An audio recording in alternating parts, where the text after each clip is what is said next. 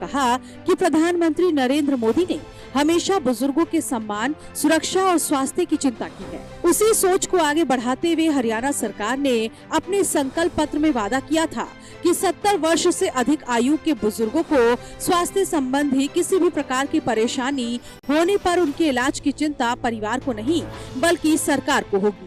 सरकार का उद्देश्य ये सुनिश्चित करना है कि प्रदेश का कोई भी बुजुर्ग आर्थिक तंगी के कारण इलाज से वंचित न रहे। मुख्यमंत्री ने कहा कि राज्य सरकार की प्राथमिकताओं में वरिष्ठ नागरिकों के लिए स्वास्थ्य सुविधाओं तक आसान और सम्मानजनक पहुंच सुनिश्चित करना शामिल है। ये पहल केवल चिकित्सा सेवा तक सीमित नहीं है, बल्कि सामाजिक सुरक्षा के व्यापक ढांचे का हिस्सा है, जिसका मकसद बुजुर्गों को सम्मानजनक जीवन देना है। मैंने एक स्टेटमेंट भी दिया था, मैंने किसी मंच के ऊपर कहा था कि बुजुर्ग हमारे पिता समान है।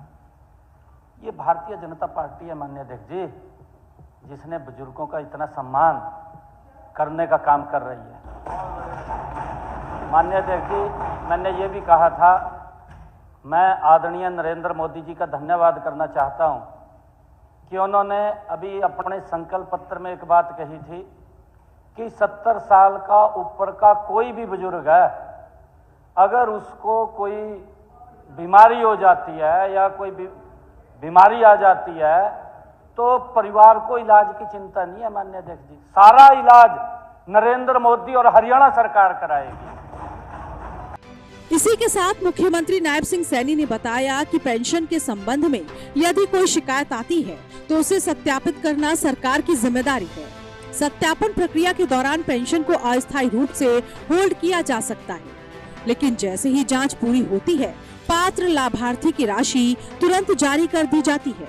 मुख्यमंत्री ने कहा कि वर्तमान सरकार ने बुजुर्गों के लिए पारदर्शी, सम्मानजनक और सुविधाजनक व्यवस्था बनाई है। उन्होंने जानकारी दी कि 5 अप्रैल 2023 को वृद्धावस्था पेंशन के लिए वार्षिक आय सीमा 2 लाख रुपए से बढ़ाकर 3 लाख रुपए कर दी गई थी, जो आज भी लागू। जून 2023 में वृद्धावस्था पेंशन लाभार्थियों की संख्या बढ़कर 17,98,000 हो गई, यानी आय सीमा बढ़ाने से लगभग 5,10,000 नए बुजुर्गों को पेंशन का लाभ मिलने लगा।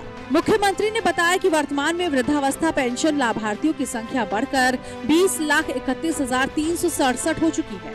उन्होंने कहा कि सरकार का लक्ष्य है कि कोई भी पात्र बुजुर्ग पेंशन या अन्य सामाजिक सुरक्षा योजनाओं से वंचित न रहे। शिकायत आती है, ये सरकार की जिम्मेवारी है उसको वेरीफाई करना हमारी जिम्मेवारी है, और उसको वेरीफाई करने के लिए उसको थोड़ी देर होल्ड किया था और वो चला गया सारा का सारा।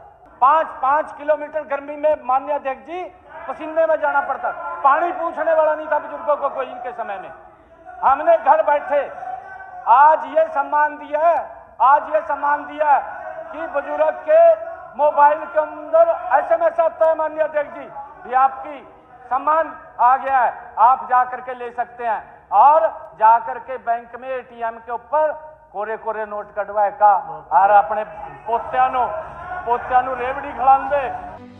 प्रधानमंत्री के नेतृत्व में केंद्र सरकार बुजुर्गों के सम्मान, स्वास्थ्य और सुरक्षा को सर्वोच्च प्राथमिकता दे रही है। इसी दिशा में हरियाणा सरकार ने 70 वर्ष से अधिक आयु के वरिष्ठ नागरिकों के लिए व्यापक स्वास्थ्य सुरक्षा पहल को जमीन पर उतारा है। इस योजना के तहत सरकारी अस्पतालों में निःशुल्क उपचार के साथ साथ आवश्यक चिकित्सकीय सुविधाएं उपलब्ध कराई जा रही हैं। सरकार का कहना है कि ये पहल बुजुर्गों के सम्मान और उनके बेहतर स्वास्थ्य को सुनिश्चित करने की दिशा में एक महत्वपूर्ण कदम है। बीजेपी नेताओं ने इसे प्रधानमंत्री की सबका साथ सबका विकास की सोच का विस्तार बताया। सरकार समाज के हर वर्ग, विशेषकर वरिष्ठ नागरिकों को सुरक्षा, सुविधा और सम्मान देने के लिए प्रतिबद्ध है।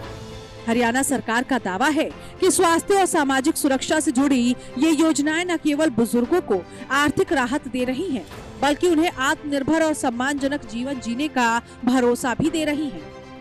इसी के साथ मुख्यमंत्री ने विधानसभा में बजट पर चर्चा के दौरान बताया कि ये बजट प्रदेश के स्वास्थ्य ढांचे को मजबूत करने की दिशा में एक बड़ा अवसर है। स्वास्थ्य और देखभाल क्षेत्र में 1,50,000 बहुकौशल केयर गिवर्स को प्रशिक्षित करने का लक्ष्य भी रखा गया है। इनमें बड़ी संख्या में महिलाएं होंगी। इनमें मैं सभी साथियों को कहना चाहूंगा कि इससे भी हमारे गुरुग्राम, रोहतक, करनाल और हिसार जैसे शहरों में स्वास्थ्य व केयर सेंटर्स में बड़े पैमाने पर रोजगार के अवसर पैदा होंगे। कुल मिलाकर हरियाणा सरकार का दावा है कि बढ़ते बजट प्रावधान, आधुनिक चिकित्सा ढांचा और ग्रामीण क्षेत्रों तक सुविधाओं का विस्तार आने वाले समय में हरियाणा के स्वास्थ्य तंत्र को और मजबूत करेगा। अब देखने वाली बात होगी कि सरकार द्वारा की गई घोषणाएं जमीन पर कितनी तेजी से और कितनी प्रभावी तरीके से लागू होती है। Bureau report, HNN news.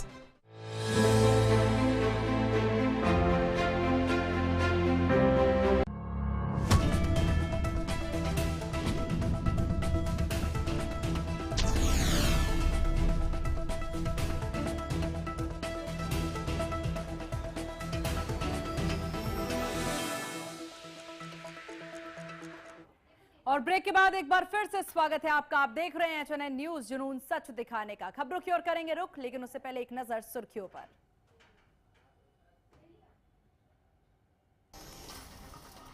PM Modi को इजरायली संसद का सर्वोच्च सम्मान speaker of the nation medal से नवाजा गया। सर्वोच्च पुरस्कार पाने वाले पहले वैश्विक नेता बने प्रधानमंत्री।